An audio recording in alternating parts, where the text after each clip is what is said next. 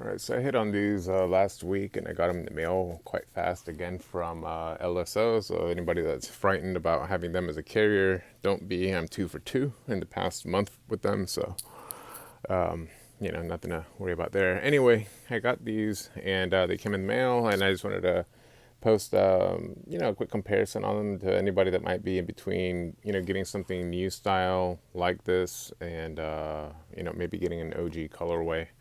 I actually went through my phase of collecting all of the original Jordans way back when. Ended up getting rid of most of them. And the funny thing is that the 4 was the last model to complete my collection. I never had it as a kid. And it was the last one for me to obtain as an adult. And it's actually the one that I have the most of now, while the others kind of went away.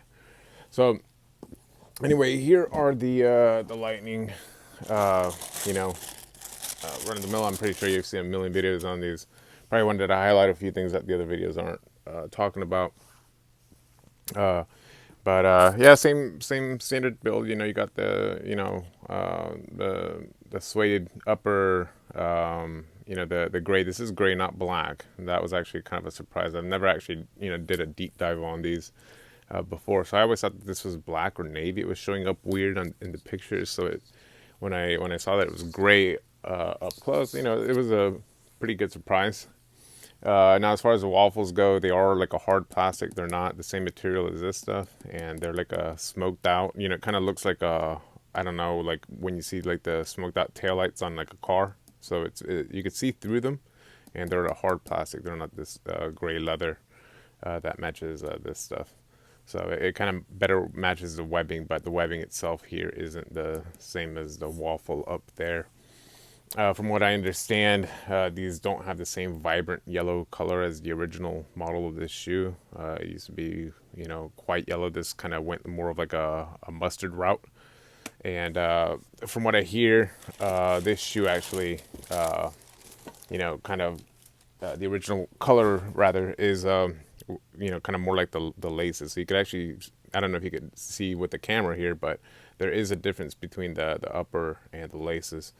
Um, and other than that, not too many differences from any OG version of the 4 that I've seen. This is, pretty standard. It may change on a few models, such as like the University Blue that has like the extra little tag here on the side.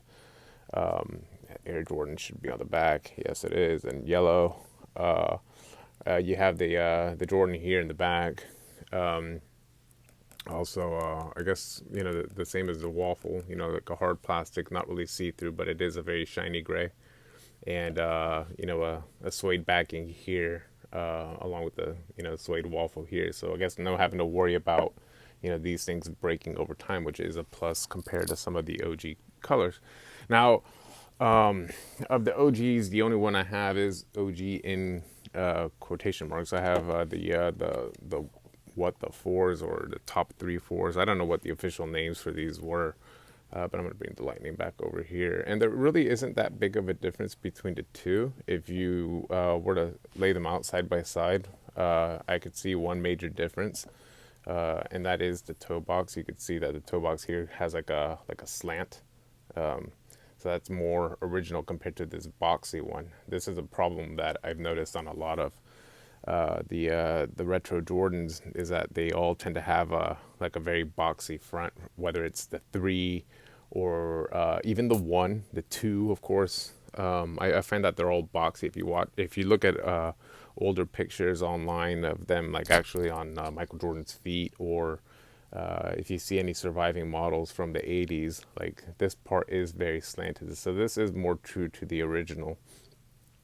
Uh, Other than that, they have the same materials. I can't tell a difference between this stuff. You do have like the suede wings here.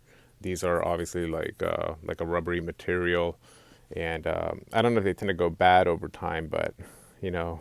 Um, I just don't wear these too much because I live in Texas and I find it to be a very hot shoe to wear. So, there's a lot of padding, and these are, no exception. These are very padded, I'd imagine, a very warm shoe. So right now, being that our heat index says that it feels like 106 degrees outside in September, I don't I probably won't be wearing these again until the winter. But other than that, you have like I guess like on the OGs now. I don't know if that's too close, too blurry, and I can't see my camera. But you do have the gigantic Nike Air here on the back, and you have the very centered Jordan here for all retro models.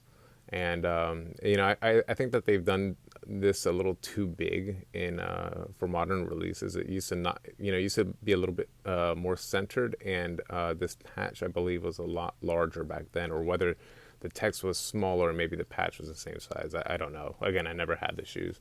At the bottom, same exact materials, of course, different colors because they're different models. You have an Air Jordan on one, and just a Nike with the swoosh on the other. You have the same stars here at the tip, and you have this little slant here at the back. And other than that, it's still the same model. I mean, I would prefer to have something leather, only because that's just personal preference. This colorway is really cool, and I've already seen a few people wearing it at the mall. I don't know how. Again, it's a very hot shoe for me. In terms of fit, I think that they're true to size, but from what I've seen online, the 4 is a very problematic model along with the 3. So there are some people that do believe that it tends to run narrow here at the pinky, especially anybody that does any type of performance. So, if you are, a younger person that you're going to be wearing these to PE or anything like that, and, just going about maybe an 8-hour day in them, then I would probably recommend going a half size up. If you're just going to be a person that, wears them casually like I do, I mean, these don't really look all that worn. I've only worn them twice. They fit me true to size, and they don't bother me after like even up to maybe 3 hours of wear. So other than that, it's a pretty good model. I would recommend it. If that's something that you think you could pull off, in terms of like, is it worth the resale now? Yeah, of course. Yeah, right now the prices are, I believe, averaging at about $300. In terms of if these are ever gonna reach, the insane prices that they had reached earlier, where they were upwards of $1,000. I don't think that's going to happen anytime this decade. So if you're gonna look at it from that perspective, I would definitely pass. But if you're gonna, try to get them for yourself, they're only a little bit above retail right now, and with a little bit of luck, maybe you could get them close to retail. So that's my video for today. I won't be doing any on feet on these because I'm not so sure if I'm going to keep them. Again, I have the 4 is the one model I have a multitude of.